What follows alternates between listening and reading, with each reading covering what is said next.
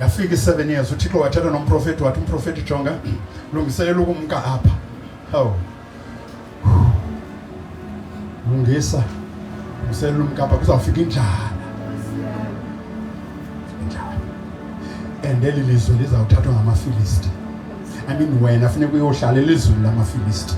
Ngoba apha kuzawufika injala. Uzayohlala apho ungafuni uhlala khona.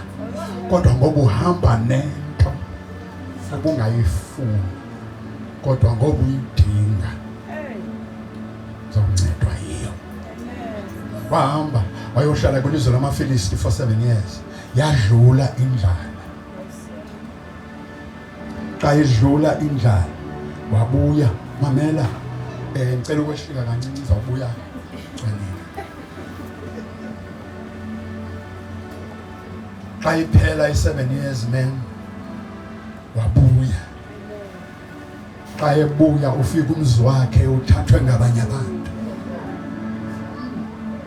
Ufika lamasimi lomntana wayegulele kuwo ethathwe ngabanye abantu. Xa esithi ndiza emzini wami kodwa ayingomzi wakho lo ngumzi wethu lo ngoba sele behleli 7 years.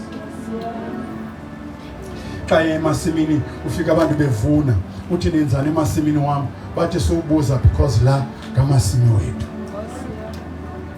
Ngelixesha mem ba axoxa nababantu apha emasimini nasemzini wakhe uGiyazi uqeshwe kwagovernment waphelelwa ngumsebenzi uba umphathi wentonga zomprofeti.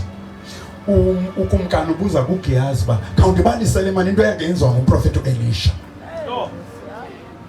Ngelixesha Jwanini umfazi lwamadabi ufuna indlu yakhe back, ufuna amasimo wakhe back.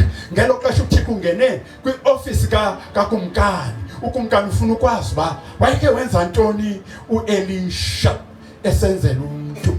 Wathi uGiyazi uElisha wavusa inkwenkwe yomnye umfazi awayemprofetile. Ithi iBhayibhile uthe uElisha uGiyazi esabalisela ukumkani satsho isithende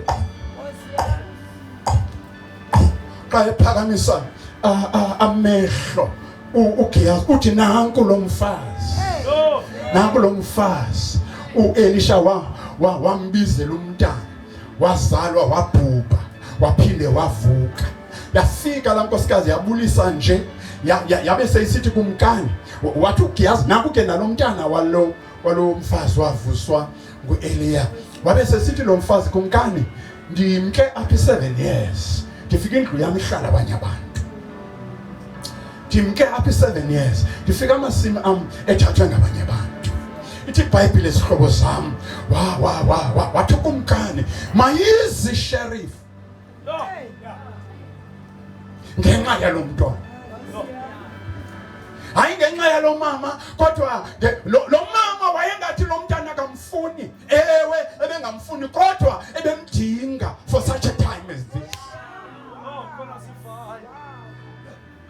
Ebengamfuni yena indeed because ebeyiqonda umyeni wakhe akanamathuba wokumenzela umntwana. But uThixo wamenzela into ngoba ubone phambili uba kune 7 years ongayiboniyo kodwa umprofeti uThixo umenze wayibona.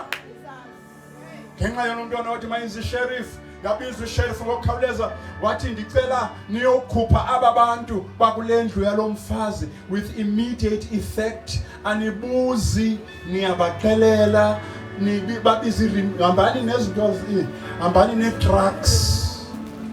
Fike nikhupha impahla yabo niyifake esitrakini noyibeke esitratweni bazayibona bona pha esitratweni babayithatha bayibeke phi. Xa nigqiba uemptisha indlu nifake lo mfazi ngenxa yalo mntwana. Ngoba wanikela ngendlu kumfo. Into oyinike uThixo wayinika umfana kaThixo ikhunjulwa sewungasekho. Mhlawumbe uzawuthi uBishop uyayibaqa uDavide ufika endlini kaSawule waphuphayo uJonathan uthi ndilapha ndiphethe igrace, ndilapha ndiphethe inceba, ndifuna ukwenzela indlu kaSawule inceba ngenxa yechomi yam uJonathan. akusekho nempundena eseleyo ngoba ndilapha endandizujika nale nceba. Ndilapha ndisuke eBellville bantwana basekhaya endandizujika nale nceba. Andizukwazi ukujika. Bethuna ndilaliswe endaweni ephucukileyo apha. Ndilele phaya ndaphupha kamnandi. Azange ndiyive ingoma endiyiphuphe xa kuzawuqhawuka iphupha. Andizange ndawuva njalo umculo. Kanti iza kuvula amehlo. Iculiwe ingoma ebintsha. Akuzithi kwawugqitywa kude kuculwe nengoma enjalo dijike nezinto zakho. Ndishiya kuwe izinto zakho. Next year this time you shall embrace whatever you've been waiting for. In the mighty name of Jesus. As year before the end of this year, we are come in the mighty name of Jesus. Beke masimini bathathwa bonke kwathiwa nishiya lento beniyilimile kula masimi yalo mfazi zabuyela izinto zalo mfazi. Thixo akawadli amandla endoda. Ndicela ke ngokukuthetha 10 or 12 minutes kule nto ubufuna ndithethe ngayo, the growth of the church. Ukhona umuntu ofundayo kule cala? Ukhona umuntu oyifundayo iBhayibhile? Makasifundele.